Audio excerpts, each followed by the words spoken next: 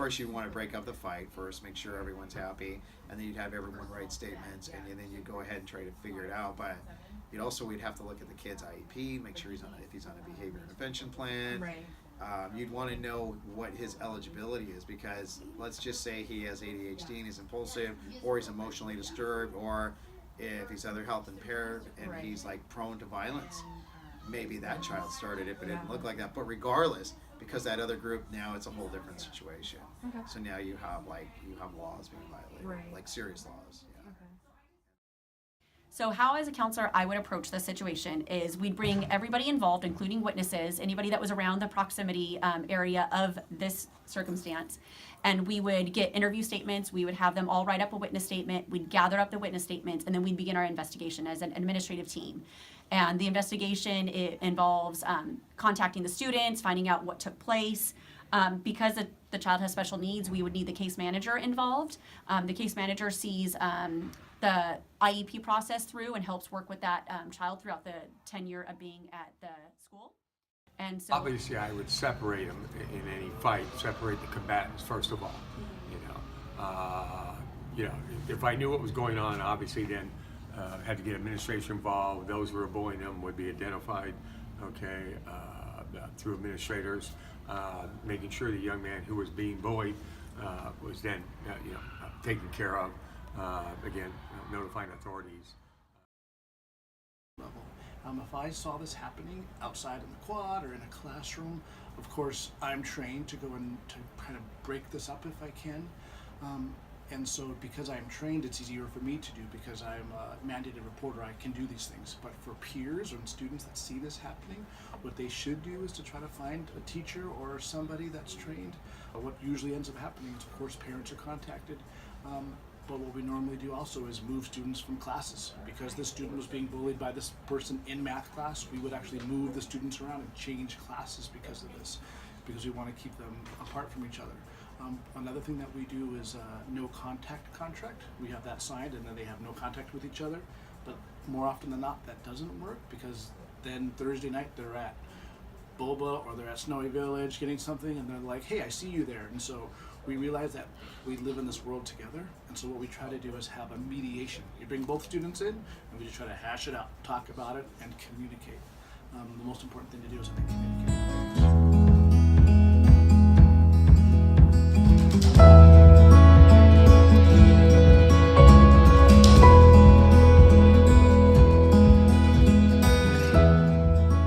And how I would handle that is it would go to our administration and they would pull the girls in one at a time. They would do witness statements based on what they knew about the situation and what screenshots there were via text message. We would have the students send those text messages via email to administration, so that way they can find out exactly what the texts and or screenshots and or pictures involved. And depending on if it violated ed code or if it violated a law, we would contact our school resource officer to help get involved and help be another resource in order to talk to students. How me as a counselor would get involved, I would help the girls with conflict resolution skills, talking about how we respect each other and how this isn't something appropriate, and how to walk in somebody else's shoes and how to really empathize with somebody that this is about.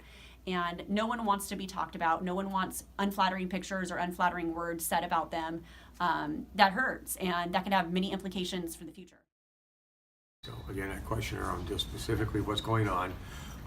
Who would be the students that had sent the text? Okay, gather that information, and then once again get administrators involved, because now it's involved in social media, and it's once it's on social media, anybody can pick it up. And then again have the administrators notify the parents. I would just make sure, hopefully none of the other students that were picking on her were in my class, but if they were, then I would probably have them removed from my class and make sure they were not in class with her. So usually what happens is, if we have proof of this, if there's actual proof via pictures or through texting and you have screenshots of it, usually what happens is when the administration gets involved is they print out all these things, all the pictures, all the words, everything is printed out. What we do is we review that then with the parents. We call the parents in and say, hey, this is actually what's going on. Usually parents are pretty oblivious to what's going on and saying, my daughter doesn't have Snapchat. How do they even have any of this stuff? And they have no idea. So usually parents to leave, and then we'll talk with the students. Because I'm a counselor, I work closely with the students, sometimes with the families. And with the students, it's made usually damage control. We're trying to figure out who knows all this stuff, who's heard all this stuff. Usually one of the things we say is to drop the social media for a little while, to kind of go hidden, just to go kind of ghost everybody for a little while, to kind of get off of things. But it's a very tough situation, and so if this ever happens to anybody, please make sure to bring it up to administration.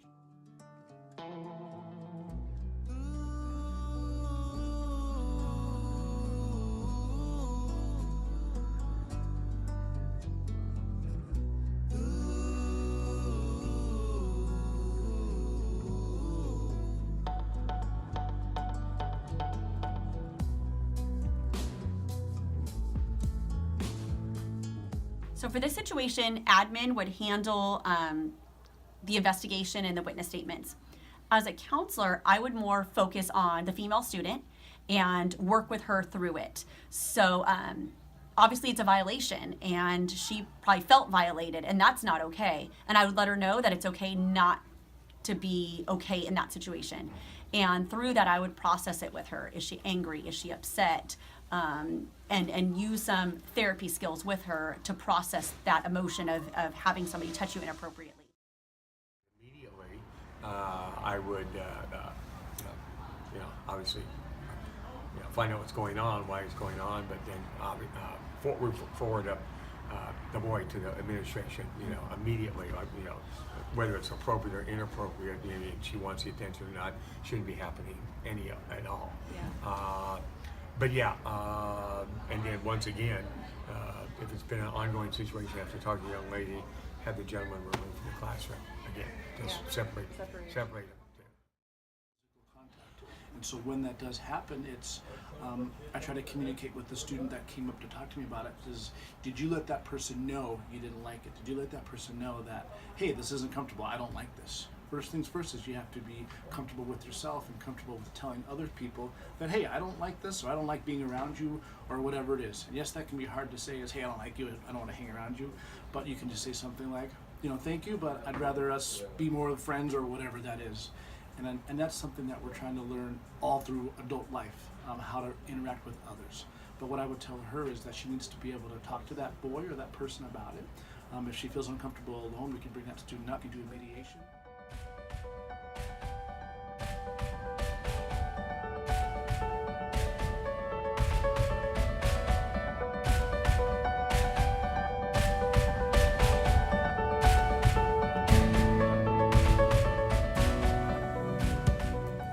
How I would handle that as a counselor is it depends on the degree of the derogatory language, and or if it was in the classroom setting or outside the classroom setting.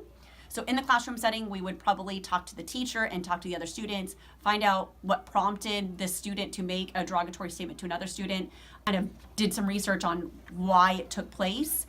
We would talk about better conflict resolution skills. If you're angry about something else, these are the things that you can do instead. Taking a couple of deep breaths, maybe writing something down, maybe talking to a friend, maybe venting, things that kind of relax you a little bit so you're more clearer and you're not getting as emotionally heated. Okay, well, obviously language is very important in dealing with each other. I assume I overheard what was going on, immediately would stop it, talk to the young man. There's two boys, you said again? Yeah. Okay, whatever. Yeah. Two students, talk to whoever the student was picking on or bullying that other person. Again, I have to refer the individual up. As you guys know, we have no tolerance for bullying anymore. Mm-hmm. It's like, as a teacher, I'm a mandatory reporter. Right. I have to report certain things, and bullying's one of them. No questions about it. Often the case is it's nothing to do with that other person just being mean just because they're lacking something, they're lacking self-esteem, and so what they're trying to do is take it out on somebody else. And so other peers see this and they're like, hey, that person's cool because he called somebody else a name, so that person is cool. Unfortunately, it's growing up, and it's called maturity, and so a lot of students are still growing up and trying to realize how to communicate with others. But calling somebody something bad is of course horrible and that should never happen, but it happens every day in our life, and so that student should come talk to administration, come talk to their family, talk to friends about that and how it makes them feel.